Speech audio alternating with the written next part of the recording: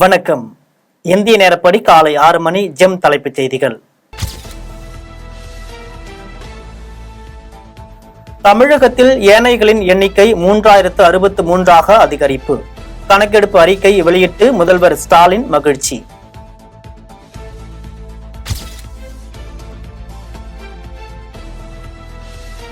நாடு முழுவதும் வீடுகளில் மூவர்ண கொடியேற்றி செல்ஃபியை பதிவேற்றுங்கள்.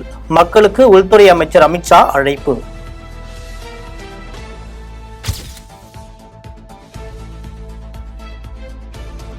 வயநாடு நிலச்சரிவில் பலியானோரில் 24 பேர் தமிழர்கள், 25 பேர் மாயம்.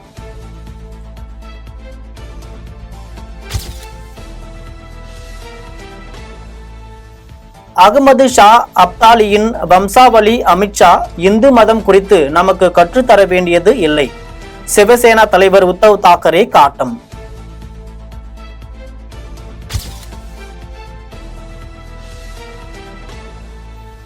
நாடு முழுவதும் ஆன்லைன் டெலிவரி சேவையில் 80 லட்சம் ஊழியர்கள். இவர்களுக்கு சுகாதார காப்பீட்டு உள்ளிட்ட சமூக பாதுகாப்பை வழங்க வேண்டும். திமுக மாநிலங்களவை குழு தலைவர் திருச்சி சிவா வலியுறுத்தல்.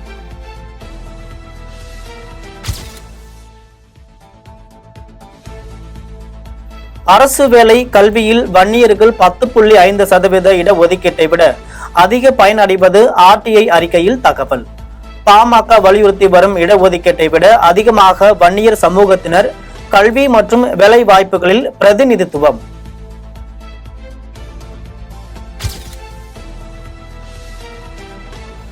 சண்டிகர் மாவட்ட நீதிமன்றம் முன் இந்திய வருவாய் அதிகாரி சுட்டுக் கொலை.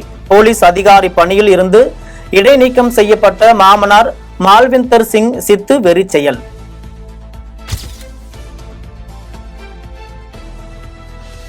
ஹிமாச்சல பிரதேச மாநிலத்தில் தொடரும் கனமழைக்கு 6 பேர் பலி, 47 பேர் மாயம்.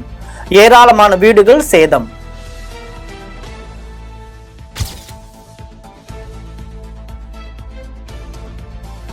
அயோத்தியில் 12 வயது சிறுமி 2 மாதங்களாக கூட்டு வன்கொடுமை. சமாஜ்வாடி கட்சி நிர்வாகி மொய்ட் கான் ஊழியருடன் கைது. டிஎன்ஏ பரிசோதனை அறிக்கை குறித்து கேள்வி எழுப்பிய அகிலேஷ் யாதவ் மீது மாயாவதி சாடல்.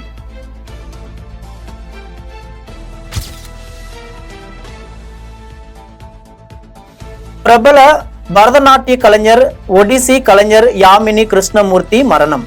தலைவர்கள் இரங்கல்.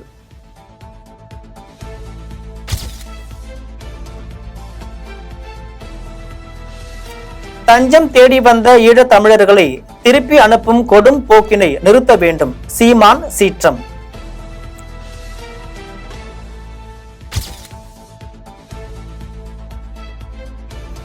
திமுக ஆட்சிக்கு வந்த பிறகு கொலைகள் மலிந்து விட்டன. பாஜக தலைவர் அண்ணாமலை ஆவேசம்.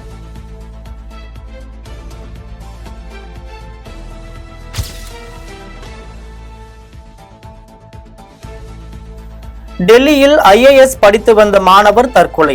அரசு தேர்வுகளில் நடைபெறும் மோசடிகளை குறைக்க வேண்டும் என கடிதம்.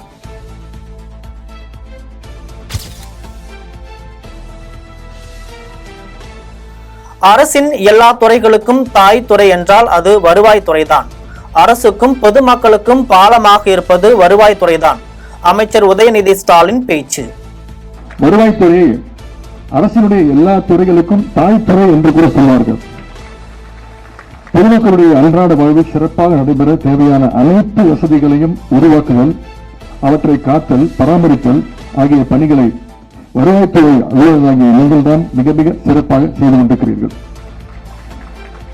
ஏழை எளியர்களுடைய நலன், விவசாயிகளுடைய நலன், தொழிலாளர் நலன், மகளிர் நலன் என்ற அரசின் எந்த ஒரு மக்கள் நல திட்டமாக இருந்தாலும் அந்த திட்டங்களை எல்லாம் வெற்றிகரமாக செயல்படுத்த வேண்டுமானால் அதற்கு வருவாய்த்துறை அலுவலர்களாகிய உங்களுடைய ஒத்துழைப்பால் இருந்தால் மட்டும்தான் செய்ய முடியும்.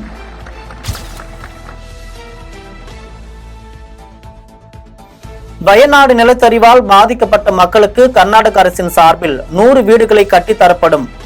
கர்நாடக முதலமைச்சர் சித்தராமையா அறிவிப்பு.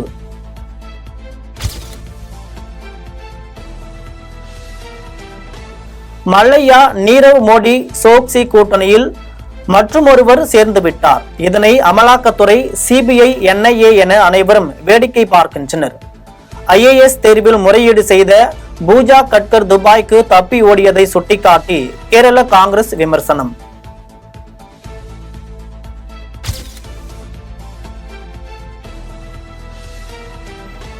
பாலஸ்தீனத்தை ஆதரிப்பவர்கள் மோடியை கண்டிக்க வேண்டும். இஸ்ரேலுக்கு இந்திய அரசு ராணுவ கருவிகளை அளிப்பது வெட்கக்கேடான விஷயம். சிபிஎம் தலைவர் பிருந்தா காரத் கடும் விமர்சனம்.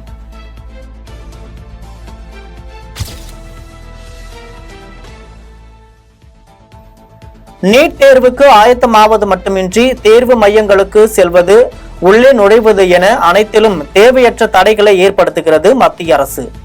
தமிழக மாணவர்களுக்கு அவர்கள் வாழும் மாவட்டங்களின் அருகிலேயே தேர்வு மையங்களை ஒதுக்க வேண்டும். இந்திய கம்யூனிஸ்ட் மாநில செயலாளர் முத்தரசன் வலியுறுத்தல்.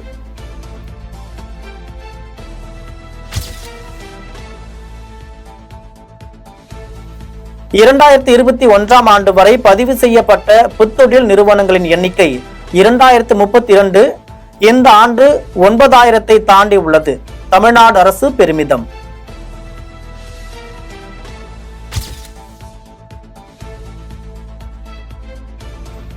இரண்டாயிரத்தி 2013ஆம் ஆண்டு இந்திய குடியுரிமை துறந்தவர்களின் எண்ணிக்கை 2.16 லட்சம். கடந்த 3 ஆண்டுகளில் 17,000 கோடீஸ்வரர்கள் நாட்டை விட்டு வெளியேறியுள்ளனர். காங்கிரஸ் மூத்த தலைவர் ஜெய்ராம் ரமேஷ் விமர்சனம்.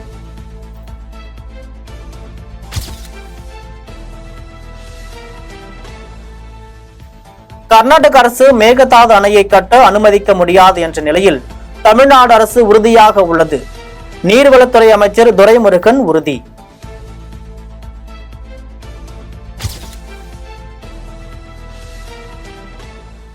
வயநாடு நிலச்சரிவில் பலி எண்ணிக்கை 344ஆக அதிகரித்தும் தேசிய பேரிடராக அறிவிக்க மத்திய அரசு மறுப்பு. கேரள அமைச்சர் ராஜன் குற்றச்சாட்டு.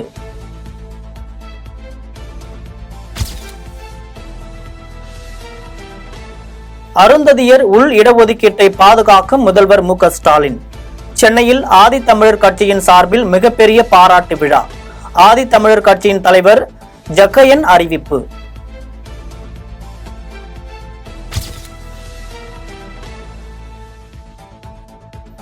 அருந்ததியர் உள் இடஒதுக்கீட்டு சட்டத்தை உறுதி செய்ய உச்சநீதிமன்றத்தில் வலுவான வாதங்கள்.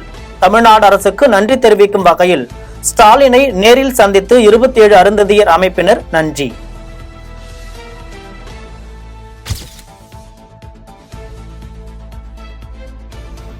தமிழ்நாடு போக்குவரத்து கழகத்திற்கு முதல் கட்டமாக 100 மின்சார பேருந்துகள், அடுத்த கட்டமாக 400 பேருந்துகள் வாங்கப்படும் என அமைச்சர் சிவசங்கர் தகவல்.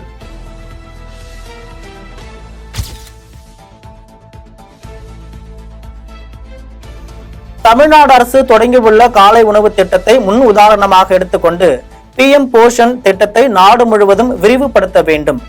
சிபிஎம் MP சச்சிதானந்தம் வலியுறுத்தல்.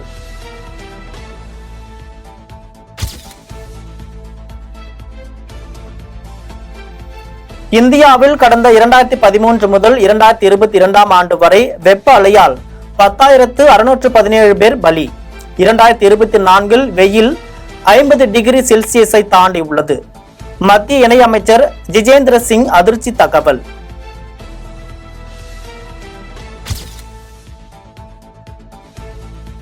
கோயம்பேடு சந்தையில் கத்தரிக்காய் கிலோ ரூபாய் 100, கேரட் 140க்கு விற்பனை அதிகரிப்பு. ராக்கெட் வேக விலை உயர்வால் குடும்ப தலைவிகள் அதிர்ச்சி.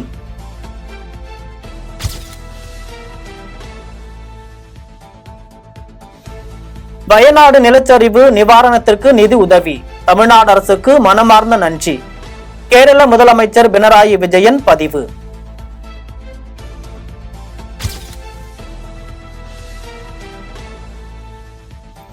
உசிலம்பட்டி அருகே ஆடிப்பெருக்கையொட்டி தாய் மாமன் தினம் கொண்டாட்டம். உற்சாகமாக பங்கேற்று மகிழ்ச்சியில் திளைத்த மாமன்கள்.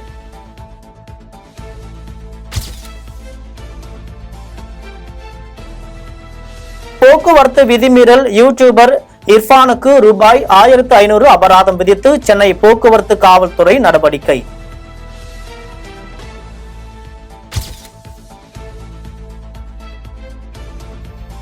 ஆம்ஸ்டாங் கொலை வழக்கில் தேடப்படும் பிரபல கூலிப்படை கும்பல் தலைவன் சிசிங் ராஜா மீது மேலும் ஒரு வழக்கு பதிவு.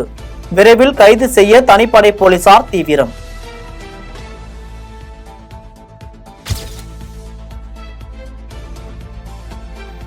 சுப நிகழ்ச்சிகள், கோயில்களுக்கு செல்ல ஒப்பந்த அடிப்படையில் பேருந்து வசதி. மாநகர போக்குவரத்து கழகம் அறிவிப்பு.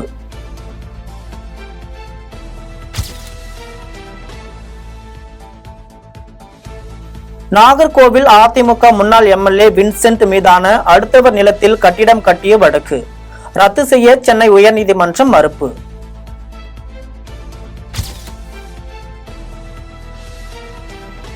விதிமுறைகளுக்கு புறம்பாக செயல்பட்ட 5 தனியார் நட்சத்திர ஹோட்டல்களின் மதுபான கூடங்கள் உரிமங்கள் ரத்து.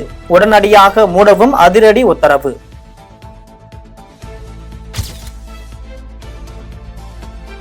கொலை வழக்கு, குண்டர் சட்டத்தில் சிறையில் அடைப்பால் கம்யூனிஸ்ட் கட்சி நிர்வாகிக்கு போலீஸ் பாதுகாப்பு ரத்து. மீண்டும் வழங்க கோரிய மனுவை தள்ளுபடி செய்தது உயர்நீதிமன்றம் அமர்வு.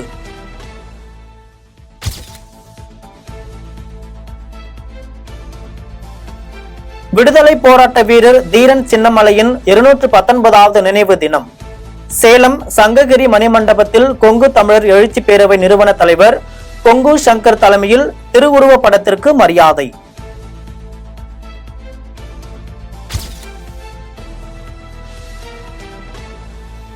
சுதந்திர போராட்ட வீரர் குணாளன் நாடாருக்கு மணிமண்டபம் கட்ட வேண்டும். நாடார் மகாஜன சங்க பொதுச் செயலாளர் கரிகோல் ராஜ் கோரிக்கை.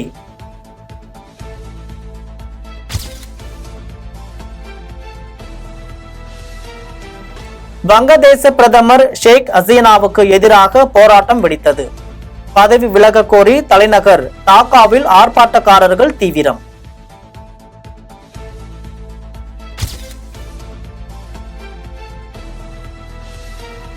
அமெரிக்க அதிபர் வேட்பாளர் டொனால்டு டிரம்ப் மீதான துப்பாக்கிச் சூட்டுக்கு பாதுகாப்பு குளறுபடிகளே காரணம். ரகசிய பாதுகாப்பு சேவை பிரிவு ஒப்புதல்.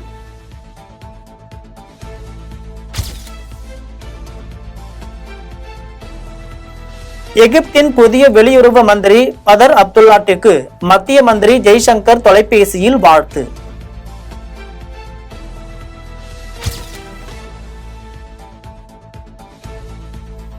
சோமாலியாவில் ஹோட்டலுக்குள் புகுந்து பயங்கரவாதிகள் தாக்குதல், 32 பேர் பலி.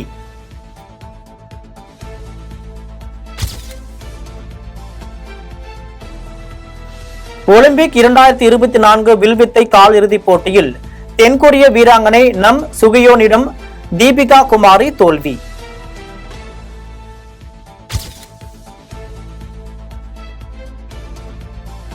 (25 மீட்டர் பிஸ்டல் பிரிவில் தோல்வி. 3 பதக்கம் வெல்லும் வாய்ப்பை இழந்தார் மனு பாக்கர்.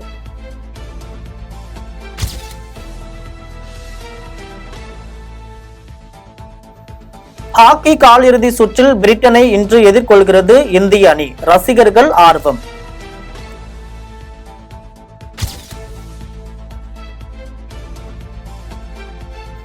வாசிம் அக்ரம் வார்னே வரிசையில் பந்து வீச்சில் ஜஸ்பிரீத் பும்ரா அற்புதமான திறமைசாலி.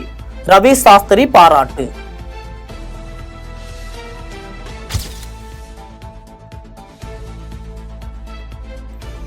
வயநாடு நிலச்சரிவு நிவாரண பணிக்கு நடிகர் மோகன்லால் ரூபாய் 3 கோடி நிதி.